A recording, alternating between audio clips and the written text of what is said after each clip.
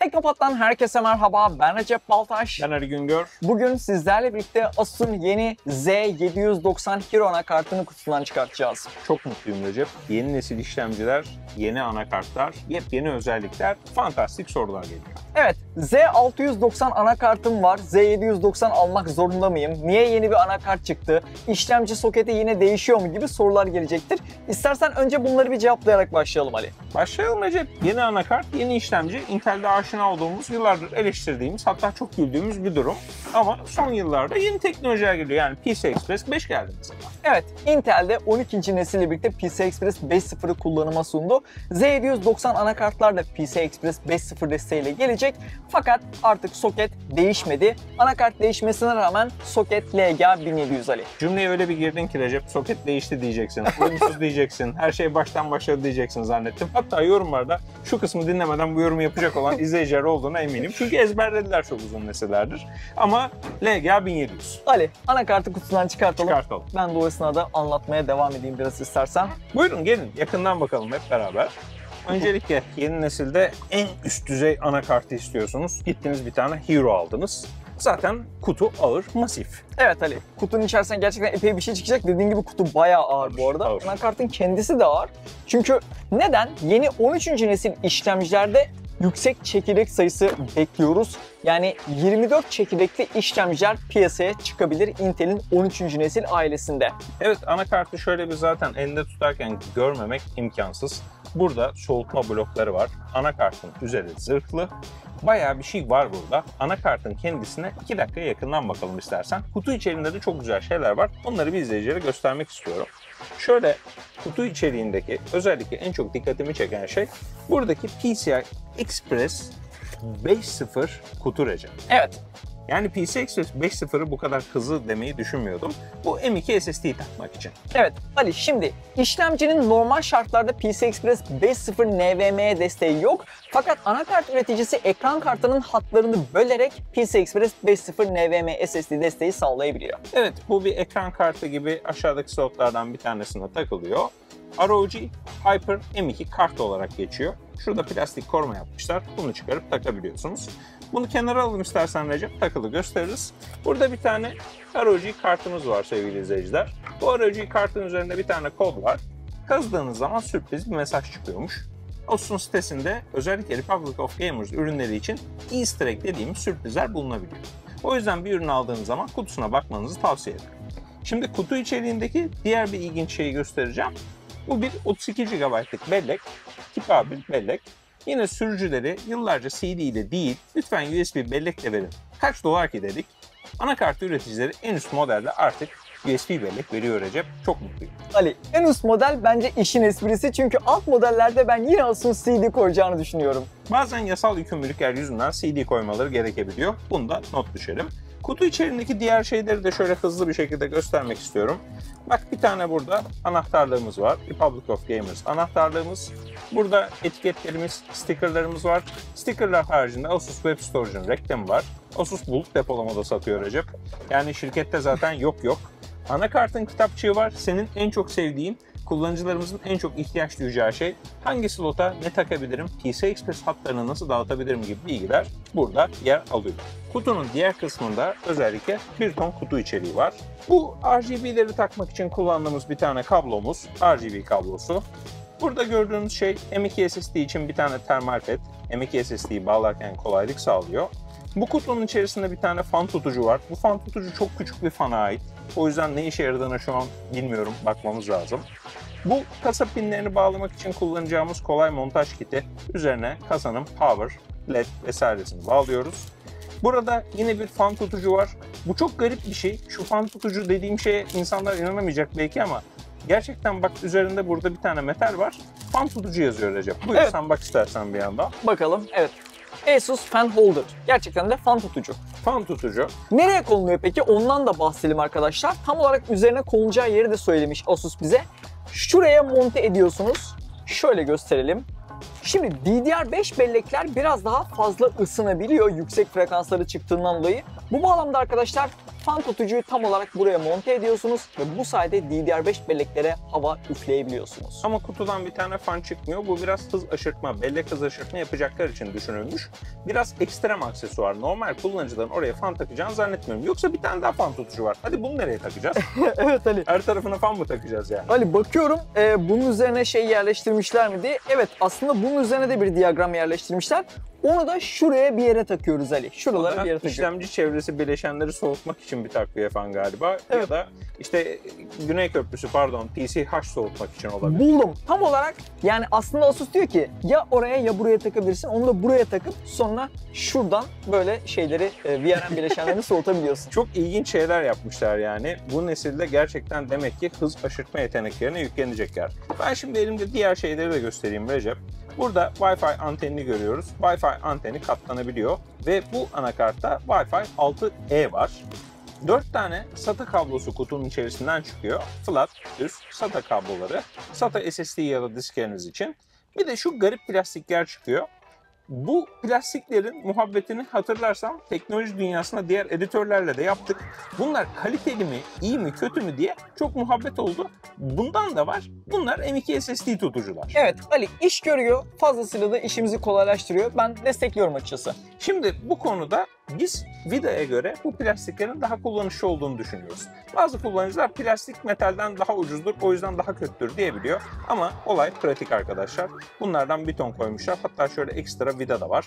M.2 vidalarını ben çok kaybettim. Daha doğrusu çok arandım. Ofisin içerisinde bulmak için uğraştım. Bu plastiklerden bir ton koymuşlar.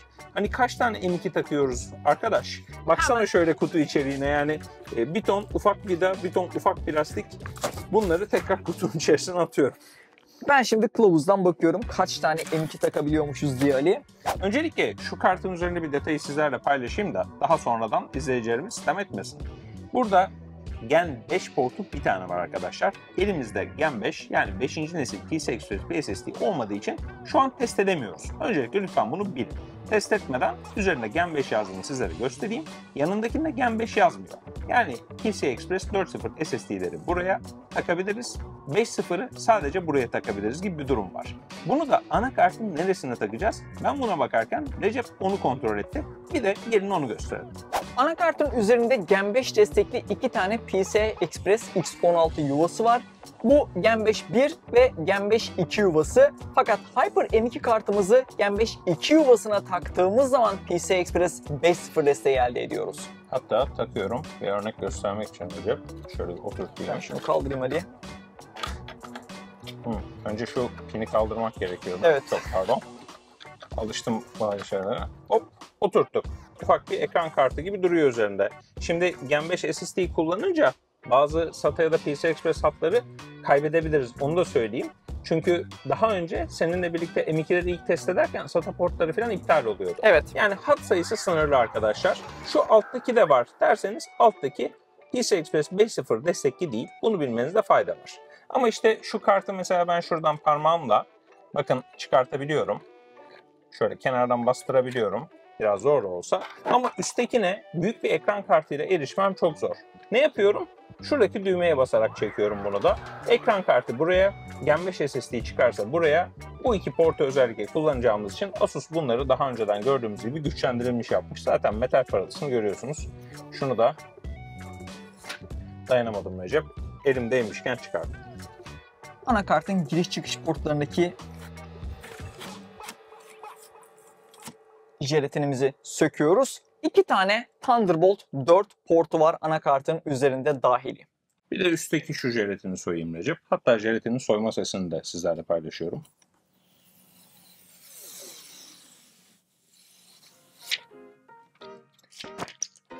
Anakartın arkasındaki bu zırh da bizim ilk TUF modellerde gördüğümüz bir şeydi Recep, hatırlarsan. Evet, hatırlıyorum çok iyi. Onlar o zaman bazen plastik bazen metaldi. Şimdi metale acımadıkları bir soğutma var. Yani anakart bayağı tank gibi. Monte ederken bir bileşen çizme ya da koparma ihtimalini bu bayağı azaltıyor. Arka taraf niye açık? Soğutucu rahat takabilmek için. Şimdi yeni işlemcinin bu arka taraftaki küçük bileşenleri de görebiliyoruz. Bu sokete oturacak. Hatta gelin sokete yakından bakalım. Soketimiz LGA 1700 değişmedi. Yani bu anakart 12. ve 13. nesil işlemcileri destekliyor arkadaşlar. Görmüş olduğunuz üzere. Ne değişti peki? Z790 Yongacity sayesinde PCI Express Gen 4 hattı 12'den 20'ye çıktı. Gen 4 dedin Recep, Gen 5 değil mi? Ali, Gen 5 hattı sayısında bir değişiklik olmadı. Asıl değişiklik 14. nesil Meteor Lake ile gelecek. Anladım. O zaman bu anakart muhtemelen bir sonraki işlemcileri de destekleyebilir. Ama böyle bir şeyin kesinliği şu an yok. Sadece tahmin yürütmeye çalışıyoruz. Evet, Intel biliyorsun soket değiştirmeyi biraz seviyor. Bu bağlamda 14. nesilde soketin bir daha değişmesi söz konusu olabilir. Bakalım 14. nesilde değişecek mi, değişmeyecek mi sizce? Yorumlarda lütfen bizimle tahmininizi paylaşın.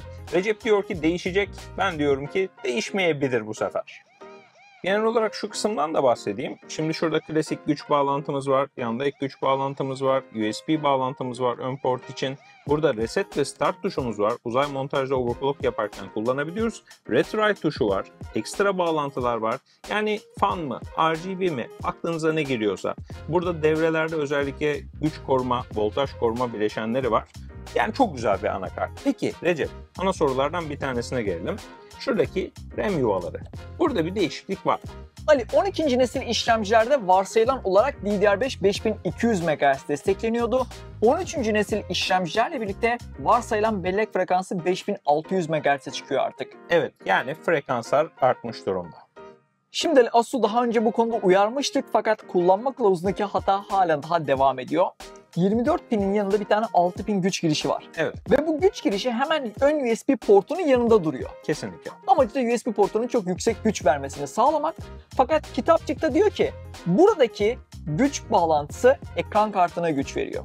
Alakası yok. Aslında bir yazım hatası olduğunu söyleyebiliriz. Aynen öyle. Bakın burada zaten USB yazıyor. Bu USB portu aynı zamanda hızlı şarj desteklesin diye buraya koymuş. Evet. Asus mühendislerinin bu kabloyu buraya koyma sebebi buraya güç giderken uzun bir yoldan geçmesin, boşu boşuna enerjide bir düşme olmasın.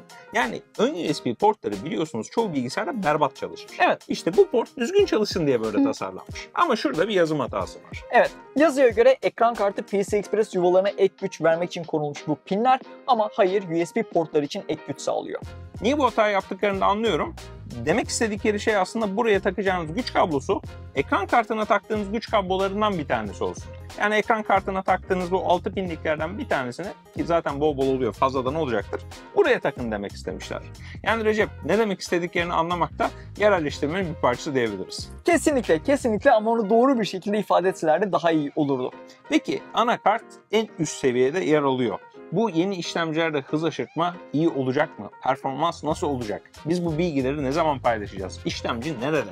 Anakarta baktık ama dahası ne zaman gelecek? Ali, işlemciler yakında elimizde olacak ve NDA tarihinde incelemesini kullanıcılarımızla, okurlarımızla paylaşabileceğiz. İşlemcilerin 6 GHz'e çıktığı iddia ediliyor. Bunları göreceğiz. Evet, gerçekten iddialar doğru mu? Teknopat dünya ile aynı anda ürünlere erişiyor arkadaşlar ve aynı anda incelemelerimizi yayınlamaya gayret ediyoruz. Büyük oranda da bütün dünya ile aynı anda bize testleri yapıp yayınlıyoruz. Evet. İlk test edenler arasındayız. O yüzden Teknopat.net'e abone olmadıysanız abone olup bütün sosyal medya kanallarını takip etmeyi lütfen unutmayın. Evet, 13. nesil Raptor Lake incelemesinde görüşmek üzere. Ben Recep Baltaş. Ben Eri Güngör. Kendinize iyi bakın. Hoşça kalın.